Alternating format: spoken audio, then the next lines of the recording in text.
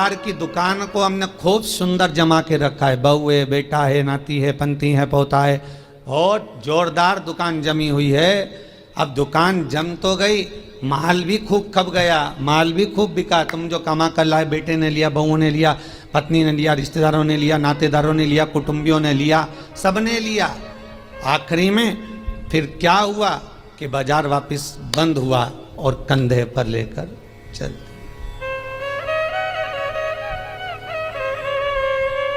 फिर निवेदन करूंगा, तुम दुकान पर बैठकर व्यापार में, व्यवसाय में, नौकरी में, तुम दुकान में जितना बैठकर कमा रहे हो उसका भोग तुम्हारी पत्नी, तुम्हारे बच्चे, बहुएं, पोता पोती, रिश्तेदार, कुटुंबी सब भोगेंगे। पर तुमने जिस तरह से कमाया है उसका भोग तुम्हें अकेले ही भोगना पड़ेगा, कोई दूसरा नहीं भोगेगा।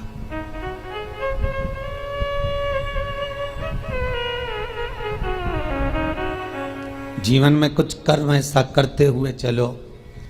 पत्नी कहे जब तुम 2 अगरबत्ती लगाओ, पत्नी कहे जब तुम मंदिर जाओ, उससे अच्छा पहला फर्ज तुम्हारा होना चाहिए, क्योंकि कमाई तुम कर रहे हो। दुकान पर बैठकर झूठ, छल, बेईमानी, प्रपंच, कपट सब काम तुम कर रहे हो। पत्नी ने एक बार भी नहीं बोला कि तुम छल करना, कि बेईमानी करना, कि कपट करना। उसने तो केवल शादी के समय पर 7 भांवर ली थी, तब पंडित जी ने खिलवा दिया था। पत्नी के 7 वचन में से एक वचन था कि मैं तुम्हारे साथ ब्याह कर जा रही हूं तो मेरा भरण पोषण तुम्हें करना है, पर इतनी सी बात थी। उसके बाद पत्नी ने एक बार भी नहीं कहा कि तुम ढेर सारा कमा कर लेकर आओ। बच्चे कभी नहीं कहते कि पिताजी आप हमारे लिए झूठ बोलो, कपट करो, छल करो, बेईमानी करो। बच्चे कभी नहीं कहेंगे, ना पत्नी कहेगी।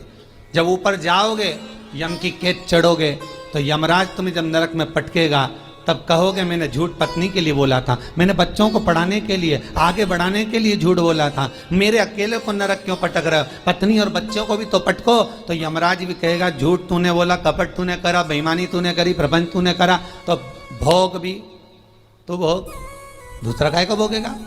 इसलिए माता तुम्हें चिंता करने की जरूरत नहीं, तुम तो जोरदार जूड़ा मूड़ा बांध के अच्छे से रहो। पर मुख से तुम्हारा नाम है धर्म पत्नी। एक होती है पत्नी जो पति को पतन के रास्ते पर ले जाती है, सिनेमा घर ले जाती है, मायके ले जाती है, शॉपिंग मॉल ले जाती है, वो पत्नी कहलाती है। एक होती है धर्म पत्नी जो पति को धर्म के पथ पर लेकर जाती है। एक होती है धर्म पत्नी जो पति से कहती है, कथा आ रही है शिव महापुराण की, थोड़ी देर सुन लेना। अरे तो मैं दुकान पे नहीं बैठूं, दुकान पे टीवी लगवा लो, दुकान पर मोबाइल रख के सुनो। अरे नेट का खर्चा कौन सीवर वाला महाराज देगा? 150-200 रुपए का नेट चले तो कौन महाराज देगा क्या? तो पत्नी उस समय पर एक शब्द जरूर बोल दे कि कमा किसके लिए रहे हो, पहले ये तो बताओ। घर में रोटी का डब्बा लगा लगाया रह जाता है, पत्नी फोन कर करके रह जाती है, आ जाओ भोजन तैयार है, आ जाओ। ग्राहक ऐसे टूट पड़ रहे कि 1 मिनट तो खाना खाने की फुर्सत नहीं। और बच्चा टिफिन लेके आ गया तो टिफिन 2 घंटे तक रखा दिया, ठंडा हो गया, सारा की सारा बेकार हो गया। और तुम वो ठंडा भोजन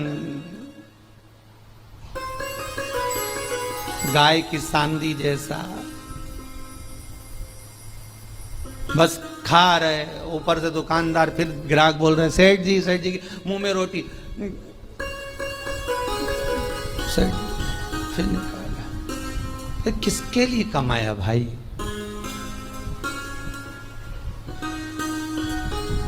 ना राम नाम लीनो तूने भरी जवानी में, तो डूब के मर जा रे चुल्लू भर पानी में। पर समझने वाली बात तो यह है कि इतना बड़ा मनुष्य चुल्लू भर पानी में डूबे कैसे? इतना बड़ा मानव चुल्लू भर पानी में डूब के मरेगा तो मरेगा कैसे? ये सोचने वाली बात है।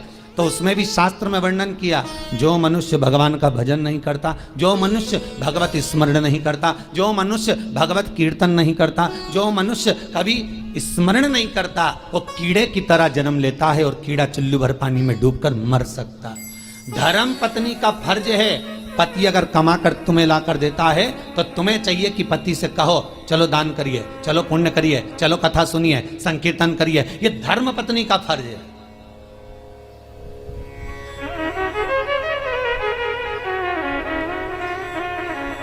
सारे कथाकार मिलके, कई बार हमने सुना लोग उसको क्या नाम थी जिसकी नाक कट गई थी रे, है? तुम लोगों को बड़ा मालूम है।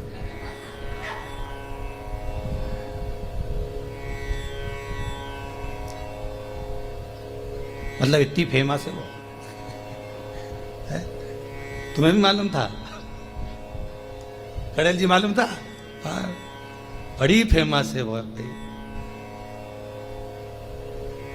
होना भी चाहिए उसको फेमस, क्यों नहीं होना चाहिए? उसके बराबर दुनिया में कोई भक्त नहीं होगा भगवान का उसके जैसा। आप में से कितने लोग हैं जो भगवान के सामने जाकर कह दे मैं तुमसे शादी करूंगी? जितने लोग यूट्यूब पर कथा सुन रहे, टीवी पर सुन रहे, ईमानदारी से बोल देना किसी ने जाकर भगवान के मंदिर में जाकर कहा हे भगवान मैं तुम्हारे साथ शादी करूंगी। तुम तो इंसान हो, और राक्षसी थी सूर्पणखा जो भगवान के सामने सीधा प्रस्ताव लेकर पहुंच गई कि तुम सम पुरुष न मौसम नारी, इसलिए मैं तुमसे विवाह करना चाहती हूं। भगवान इतने खुश हो गए कि जिंदगी में कहीं की तो मिली जिसने कहा कि तुम्हारे जैसा पुरुष नहीं होगा, मेरे जैसी नारी नहीं होगी। दुनिया समझे तब तो। यहाँ तो जो जाए भगवान के पास में, जरा भगवान दुकान नहीं चल रही, भगवान छोरा दे दो, भगवान बहू दे दो, भगवान ये दे दो। भगवान भी इतना बोर हो जाता कि भगवान ने भगत से कहा एक आध दिन तू आके बैठ जा यहाँ,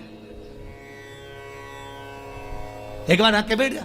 होता है, एक भगत भगवान के पास पहुंच गया, भगवान सबसे ज्यादा अच्छी जिंदगी तो तुम्हारी है। भगवान ने कहा हमारी कहीं की जिंदगी अच्छी, और क्या, बढ़िया चांदी की थाली में पकवान आ रहे, लोग पंखा झेल रहे, एसी का रूम तुम्हारा, सारे मंदिरों देखे क्या ठाट के बने हुए, मार्बल का फर्श, मखमल के गादी तकिया, क्या जोरदार जोरदार सारा ठाट, ऊपर चांदी का छतर लगा, हीरे के जेवरात पहने। भगवान सबसे ज्यादा सुखी तो तुम हो। भगवान ने कहा अगर ऐसा सुख है तो एक काम कर, 24 घंटे के लिए तू हमारी जगह खड़े हो जा, चल आजा। तो क्या उसमें क्या होगा? 24 घंटे का कोई सुख होता? भगवान कहने लगे तू खड़ा तो मैं तेरी जगह चले जाता, तू मेरी जगह चले जा। अब भक्त तो बहुत नाराज तो था ही, उसने कहा ठीक है उतरो नीचे, उतरो। तो भगवान विष्णु और लक्ष्मी का मंदिर था, नारायण और लक्ष्मी का। तो भगवान बोले मैं अकेला जाऊं तो पत्नी को भी लाना पड़ेगा ना, तो पति ने अपनी पत्नी को बुलवा लिया, तू भी आ जा, आज अपन भगवान की जगह खड़े होंगे। भगवान को बाहर बैठ जाओ, मंदिर के बाहर हम दोनों खड़े। भगवान बोले जैसे हम खड़े वैसे की वैसे खड़े रहना हो, हिलना डुलना नहीं, नहीं तो लोगों को मालूम पड़ गया ना, सोच लेना। हाथ पांव कुछ नहीं हिलना चाहिए, कुछ नहीं हिलेगा, तुम्हारे जैसे ही खड़े रहेंगे बिल्कुल। तो हो जाओ खड़े। भगवान हट गए, उन दोनों को खड़ा कर दिया, धनी लुगाई को, दोनों को, पति पत्नी को। राम जी भगवान नारायण तो आराम से ऐसा हाथ करके खड़े, लक्ष्मी जी वैसा हाथ करके। तो लक्ष्मी जी ऊपर चढ़ी और लक्ष्मी जी ने उसकी पत्नी का हाथ ऐसा करा, ऐसा करी, मुस्कुरा, क्योंकि भगवान की मूर्ति मुस्कुराती हुई होती है ना। अरे करे कि नहीं करे दर्शन, करते ना, मुस्कुरा। और तुम भी ऐसे खड़े रहो, मुस्कुराते।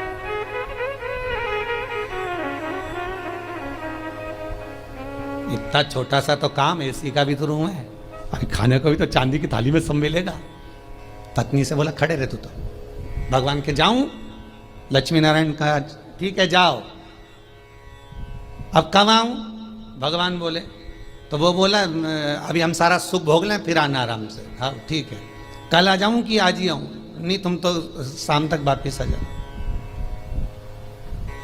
हम भगवान वहां तक गए तो इन्होंने मुंह फिर उतार लिया।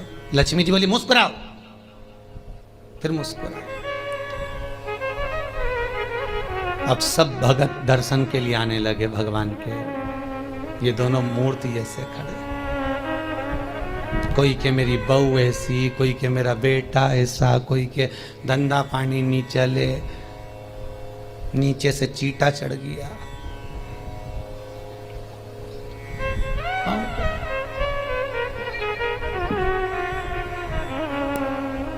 अब नीचे से चींटा चढ़ा तो पत्नी सीधे खड़े रहो, सीधे खड़े रहो, मुस्कुरा। तो वहां से मुस्कुराए कि चींटा भगाए।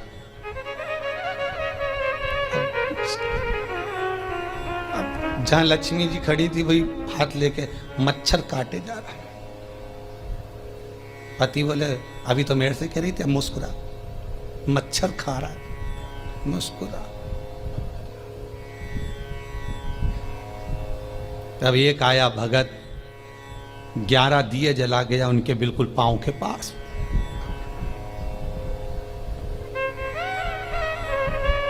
पत्नी बोली आग लगा के मानेगा। पति बोला मुस्कुरा, मुस्कुरा। अरे धोती जल जाएगी, मुस्कुरा, मुस्कुरा। ऐसे खड़े रहो, हिलना नहीं है, बिल्कुल मुस्कुराइए। तब एक आई बेचारी नैनों से नीर बहाती हुई, भगवान बहुत दुखी हो गई। इतने में जो पास में खड़ी थी पत्नी, हमारे से पूछ ले हम कितने दुखी हैं। पति बोला तू चुप रह, मुस्कुरा, बस मुस्कुरा। चांदी की थाली में भोजन रख के आया। पति पत्नी के मन में धीरज बंधी। 8 घंटे से खड़े थे। घर पे होते तो चाय भी पी लेते, यहाँ तो कुछ भी नहीं आया। अब खाना आया है, जल्दी से खा लेना। पंडित जी थाली लाए, रखी, तुलसी डाली, हाथ में पानी लेके फेरा, घंटी बजाई, थाली ढाकी, वापिस ले गए। वापिस। पत्नी बोली और आएगा क्या? पति बोला चुप रहे, आज का गया अब तो कल ही आएगा। खड़े रहे।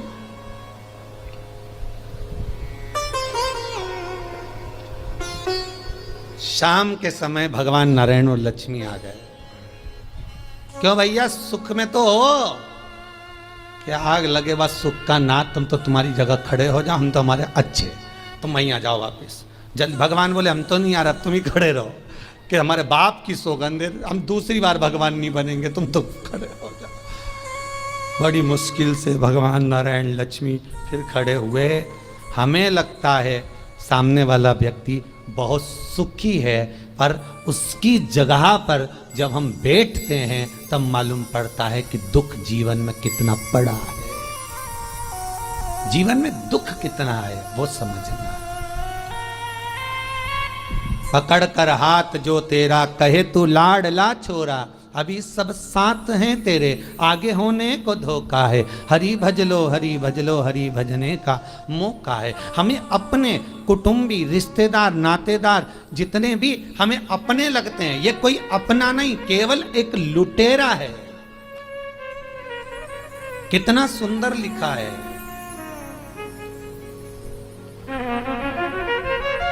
अगर आप लोग कभी गया जी गए होगे पिंडदान करने के लिए, तो गया जी में, गया जी के रेलवे स्टेशन पर एक बड़ा बोर्ड लगा हुआ है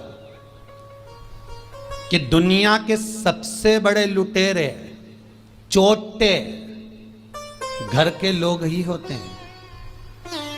एक आपकी श्वासें चुरा रहा है, एक आपका समय चुरा रहा है, एक आपका धन चुरा रहा है, एक आपकी संपदा चुरा रहा है। उस रेलवे स्टेशन पर लिखा है कि सबसे बड़े लुटेरे चोटे अपने ही होते हैं, और नीचे लिखा है सावधान रहिए। किससे, किससे सावधान रहे? अर्थात जो लूटने में लगे हुए हैं। कोई कहता पापा जी पापा जी पापा जी कहकर उनका सारा समय खा रहे हैं, मम्मी जी कर कर उसका सारा समय ले लिया, सब कुछ तो समाप्त हो गया। वो चरित्र कितना सुंदर है साहब, कि एक व्यक्ति के घर में शादी थी, बहुत गरीब बड़ा व्यक्ति है,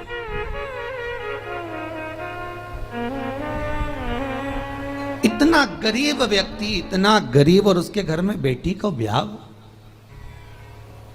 धन कुछ नहीं। लड़के वालों से कह दिया ऐसा मैं बहुत गरीब बड़ा हूं, मेरे यहां कुछ भी नहीं है, तो कि बारात आएगी तो उसको कुछ तो दे सकते हो, हमें रकम मत दो, दहेज मत दो, पर कोई आएगा तो उसको कुछ तो दोगे ना खाने को। तो कि साहब मेरे पास में केवल थोड़ी सी शक्कर ले आऊँगा, नुक्ती बनवा दूंगा, खोपरा पाक बनवा दूंगा, खिला दूंगा। बहुत गरीब बेचारा गया मांग दोंग के, लोगों के हाथ जोड़कर, पांव पड़कर, निवेदन कर कर सेठ जी के यहाँ से एक शक्कर की बोरी उठा कर लाया। घर में लाकर पत्नी से कहा, ये शक्कर की बोरी रखी है, बेटी की शादी के लिए रखी है, हाथ ना लगाना, कोने में रख दिया है। हलवाई से बात कर कर आया हूँ। हलवाई कह रहा था मैं आ जाऊँगा, बना दूंगा। अपने पास घी नहीं है, पर हलवाई बहुत अच्छा था, वो कह रहा था मैं ले आऊँगा, तुम बहुत गरीब पड़े हो। शक्कर की बोरी रखी है, ध्यान रखना। शादी की तैयारी में लग गए सब। 2 दिन बाद बारात आना है।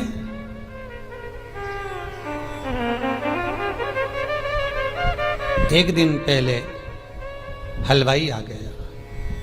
हलवाई ने आवाज लगाया, भैया शक्कर की बोरी लाओ। जब शक्कर की बोरी लेने के लिए गए, जाकर देखा तो वो शक्कर की बोरी केवल खाली पड़ी हुई थी।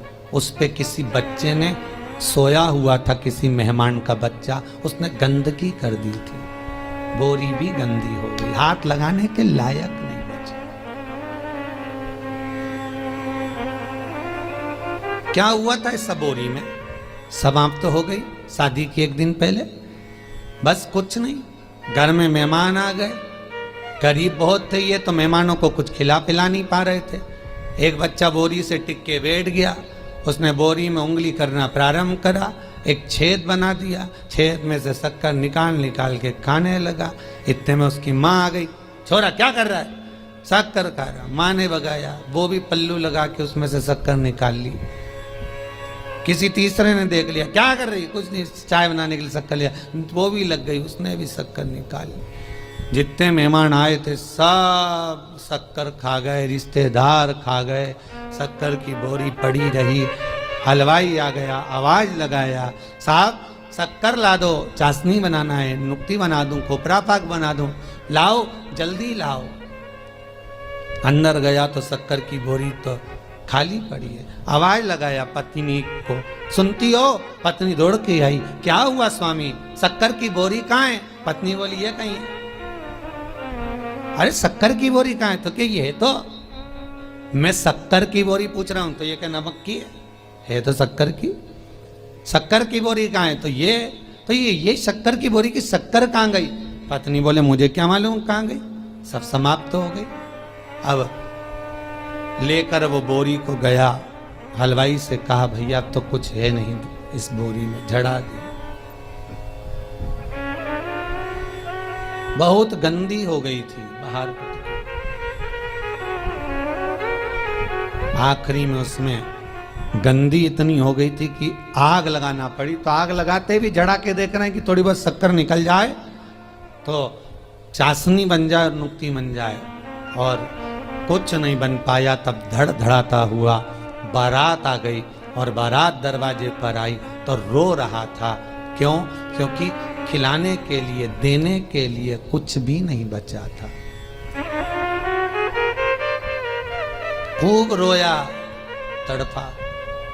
ये शक्कर की बोरी और किसी व्यक्ति की कथा नहीं, ये अपनी है। ये शक्कर की बोरी है, ये शरीर।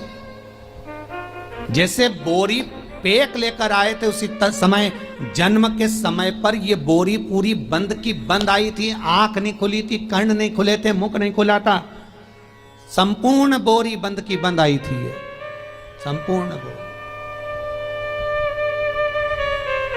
फिर हॉस्पिटल में किसी ने इसमें छेकड़ा कर दिया, डॉक्टर सिस्टर ने थप मारी, छेकड़ा हो गया। सबने शक्कर खाना प्रारंभ कर दी, मेरा लल्ला, मेरा कल्ला, मेरा बल्ला, सब शक्कर खा गए धीरे धीरे धीरे धीरे। और आखिरी समय तक, अंतिम समय जब आ गया, 70-80 साल 90 साल हो गए, शक्कर की बोरी जब पूरी खत्म हो गई, श्वास दुनिया के लोगों ने, रिश्तेदारों ने सब काम में लगा लगा के ले लेकर शक्कर समाप्त कर दी। श्वास जब शरीर से चली गई, शक्कर की बोरी खाली पड़ी हुई है, कोई हाथ नहीं लगा रहा उस शरीर को, वो मर चुका है। यमराज आएगा धड़धड़ाता हुआ बारात लेकर, स्वागत के लिए क्या रखोगे? शक्कर की बोरी पड़ी है। और बचा था तो आग लगाई तो उसमें भी शक्कर के दाने ढूंढ रहे हैं। तीसरे के दिन जाके तो चार हस्तियां ढूंढ रहे हैं कि इससे नुक्ति बनाए कि खोपरा पाक बनाए। करे क्या? समाप्त।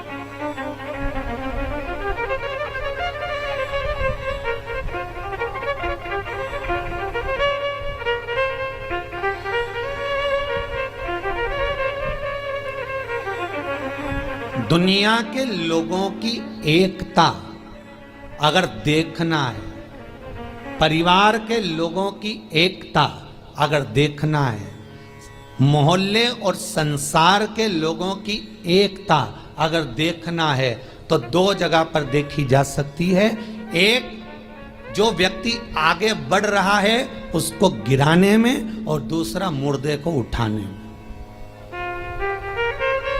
ये दुनिया के लोगों की एकता, ये दो जगह पर देख सकते हो। अगर कोई व्यक्ति आगे बढ़ रहा है, उन्नति कर रहा है, परिवार का हो चाहे कहीं का भी हो, जब आगे बढ़ता है सारे परिवार के लोग उसका टांग खींचना प्रारंभ कर देते हैं। हाँ, वो तो ऐसा है, वो तो वैसा है। सारे कुटुंब के लोग उसके ऊपर उंगलियां उठाना चालू कर देते हैं, उसके ऊपर अपशब्द कहना चालू कर देते हैं, वो तो ऐसा। तो दुनिया के लोगों की एकता दो जगह पर नजर आती है। एक, दुनिया के लोग किसी को गिराने में तुरंत एक हो जाते हैं, किसी की बुराई करने में तुरंत एक हो जाते हैं, और एक, मुर्दे को उठाने में लोग एक हो जाते हैं। भले फिर कहेंगे अरे बेचारा मर गया, बहुत अच्छा था, बहुत अच्छा था, तो कभी उसको राम राम ही कर लेता है, एकाध बार जय श्री कृष्णा कर लेता, हर हर महादेव कर लेता। जब मर गया तब कह रहे बहुत अच्छा था।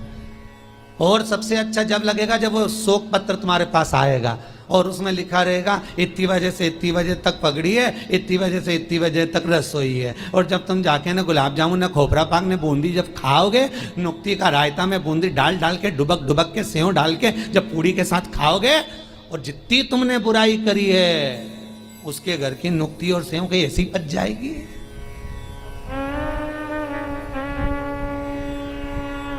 ऐसे ही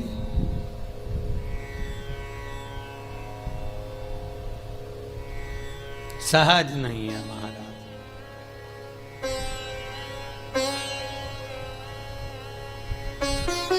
मानव जे है जीवन व्यर्थ। जितना भजन कर सकते हो, जितना स्मरण कर सकते हो, जितना मंत्र जाप कर सकते हो, जितना नाम जाप कर सकते हो, वो आपका है। वो टल नहीं सकता, वो व्यर्थ नहीं जाएगा।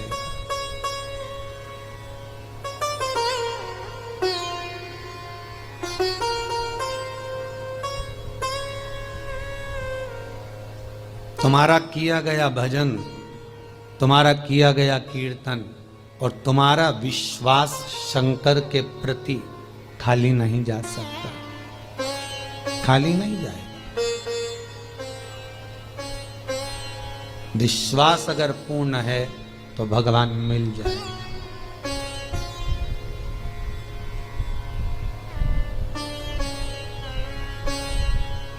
विश्वास की अगर पूर्णता है तो भगवान कहीं दूर नहीं है, भगवान हमारे करीब में, भगवान हमारे नजदीक है।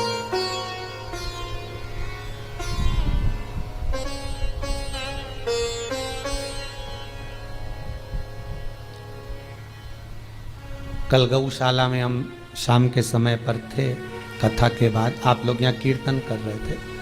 शाम को एक भोपाल से परिवार आया था, वो थोड़ी देर यहाँ बैठे फिर गौशाला पर आए।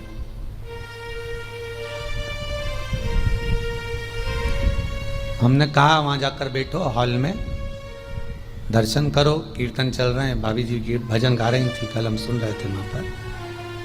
तो हमें तो केवल दर्शन करना था, इसलिए यहाँ पर आए हैं, आपसे दो शब्द मिलना है। मैंने बोलो, हम यहाँ मिलते करते थोड़ा सा कम ही है, अभी कोरोना महामारी के कारण बहुत दूर किसी से नहीं। बोलिए क्या बात है, इतनी रात को आप आए? दिन में आते तो पूरा गौशाला देखते, वृद्धाश्रम देखते जो बन रहा है, कुबेर भंडारी का मंदिर देखते। कहा गुरुजी कौन सा काम होता है जो क्रूज मुरूज जब बिकते हैं उसका वो जो सामान बेचते हैं, मटेरियल वगैरह जो भी हो, री मटेरियल बेचने का, उस व्यक्ति ने कोई क्रूज मुरूज का री मटेरियल बेचते हैं, कुछ बेकार भंगार जो भी होता होगा, उसको बेचने में उसके 28 लाख रुपए उलझ गए थे। तो वो केवल ये बताने के लिए आया था कि 2 उपाय कर लिए, वो 28 लाख रुपए जो 12 साल से उलझे थे वो आ गए, बस ये बताने के लिए आया। हमने कहा आ गए तो शंकर जी को धन्यवाद दो, भोजन करो जाओ, यहाँ तो भोजन चालू है, खाओ जाओ। आज आते आते हमारे आगर वाले भी, क्या नाम बताया, मेठी जी है, उनके चेहरे पे आज बहुत खुशी दिख रही है मेठी जी, और होना भी चाहिए। एक बार खड़े होके बताएंगे आप, थोड़ा सा दिखाइएगा मेठी जी, आज क्या खुशी मिली है आपको? माइक देना जरा उनको। आज उनको बड़ी खुशी मिली है, यहाँ आकर पांव रखकर आप आए, तो आपको क्या खुशी है कुबेर भंडारी के मंदिर से मिल गई है ऐसी?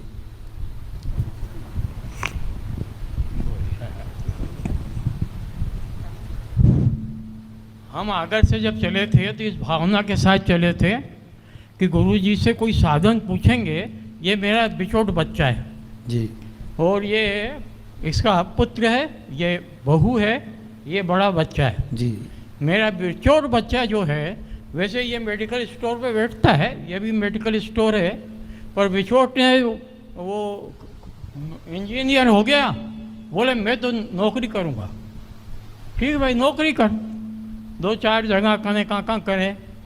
हम आपसे ये निवेदन करने आए थे कि या तो आप इसको कोई परमानेंट नौकरी की कोई साधन बता दो, और नहीं तो इसे घर वापस बुलवा दो। हमने आके यहाँ पे बैठे, पानी वानी पिया, भोजन किया, फिर गौशाला में दर्शन करने गए। बस गौशाला से दर्शन करके हम जैसे ही यहाँ आए और उसका मैसेज आ गया कि बाबूजी मुझे मेट्रो में अपॉइंटमेंट मिल गया है परमानेंट, आगरा से मेट्रो चलेगी, उसमें मैं सरकारी नौकरी उसे प्राप्त हो गई। बहुत बहुत धन्यवाद। बैठिए मेठी जी, ये आपकी कृपा है। नहीं, बाबा की कृपा है बेटी, बहुत बहुत साधुवाद। बेटा, health care, real estate, automobiles,